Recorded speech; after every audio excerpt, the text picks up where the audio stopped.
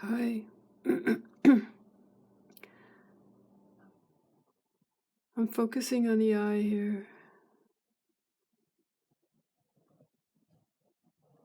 Here's another eye. It's my left eye. Every morning I get up. For the last 2 weeks, and I have to clean my eyes. They're full of boogers, eye boogers. That's what I call it. But I know it's some kind of calcification. Mucus that's coming from either up here in my head or all around my body, my lymphatic system. I got very sick when I traveled about almost a month now. But before then, I was already getting clogged up. I noticed the week before I left, I started gaining weight. I started gaining about half a pound each day, and I wondered why. With eating just the same food over and over, I was eating the same foods, the same thing every day, because I like to keep it simple. But I was gaining weight, and it was freaky. It freaked me out. Anyway, long story short, I got very sick. I ate a lot of fruit the way I've always wanted to. I've always wanted to be a fruitarian, and my mate loves her cooked food. In fact, she doesn't like fruit as much as I do. I absolutely am fascinated by fruit, and if the quality of fruit here was good, and if the tropical fruit was cheap, I'd be able to be raw, I think. With the exception of winters, it's very cold here. As you can see right now, I'm very cold in the house. It's supposed to be 70, but I'm cold. I have a lot of health issues. So anyway, what I wanted to say is my eyes have changed, and my melanin has changed a little bit, and I'm very grateful that I went and ate a lot. I gave myself at least 2 weeks to be able to eat fruit and be near the sun, because I'm vitamin D deficient all the time. Even if I expose myself to the sun every day for at least 45 minutes to an hour. So what I'm trying to tell you is that I have noticed a difference in my eyes. Even though they still look ugly up close when you see them, you would see a difference, a marked difference. And also, I think I've lost some inflammation that I had going on in my face, but I still have inflammation. You can see under the eyes, the puffiness. And I'm still, even though I'm not weighing 130 anymore, like I was for a long time, I go up and down. There was a time right when I went ethical, fruit and plant-based vegan, when I had hurt my ankle. I had broken it because of acidity. My bones break very easily, and I have to be very careful. My left side is weaker, so I've broken a lot of bones. And well, it's all acidity. I didn't understand. I knew that I was acidic, but I didn't understand that acidity was creating so much havoc. I understand now that my lymphatic system has been hard to move. I was weighing 117 when I was on crutches and working out, even if I couldn't use my left leg. I was working out like a little beast. I love exercise anyway, so I've always exercised pretty much. I've been active. I'm not one of those sedentary people. And the only reason I can say now when I get heavy and why I get heavy is because I've always been constipated my whole life. And it's an issue, it's a topic that after a while, I thought that was just natural. I ignored it. I knew bowel movements were good, and whenever I had good bowel movements, it was wonderful. And usually I had good bowel movements when I ate a lot, just a lot of heavy stuff, and when I would drink caffeine. And I was able to stay pretty thin until I went all the way full on fruit and plant-based vegan.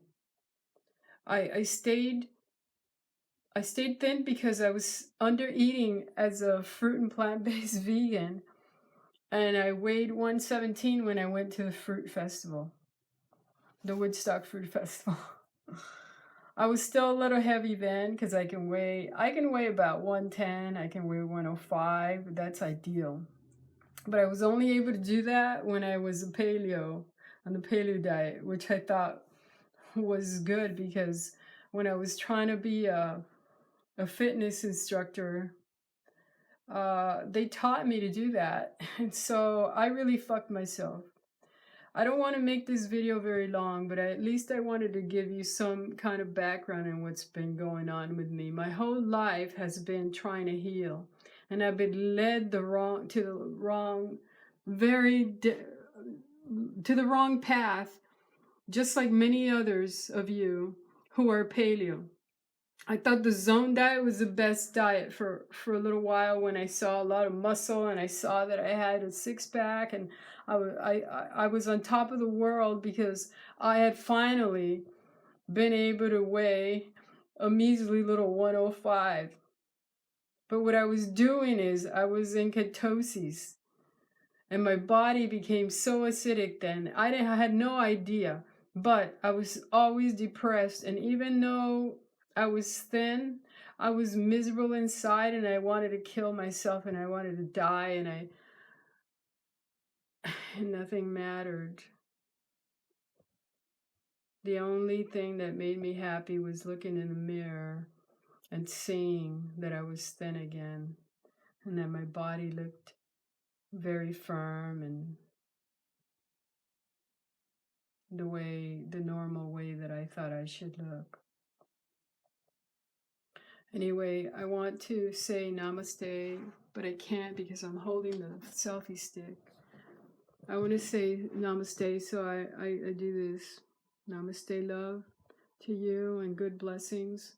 And if you found Dr. Moore's like I have, as soon as I came back and I got sick, I wanted answers, and I started looking for detoxification and things like that because it seems I caught a flu from someone on the airplane.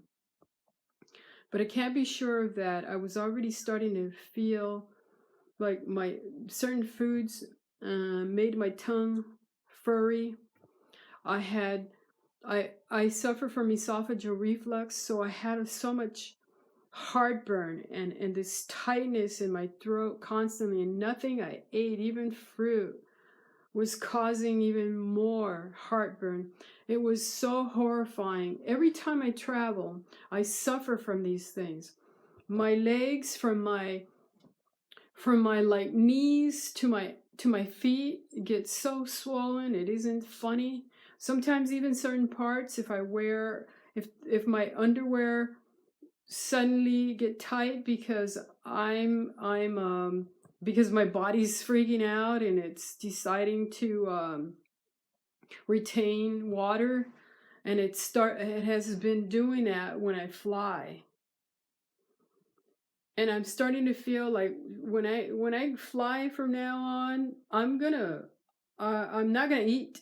I'm just gonna drink fluids, and they're gonna have to be alkaline, very alkaline, which I'm still doing now. I'm so afraid not to drink anything alkaline anymore because otherwise I get sick. I'm almost constipated. I've been constipated all my life. I can't remember a time when I wasn't. It's a really terrible thing. If you go on Facebook and you look up, I think it's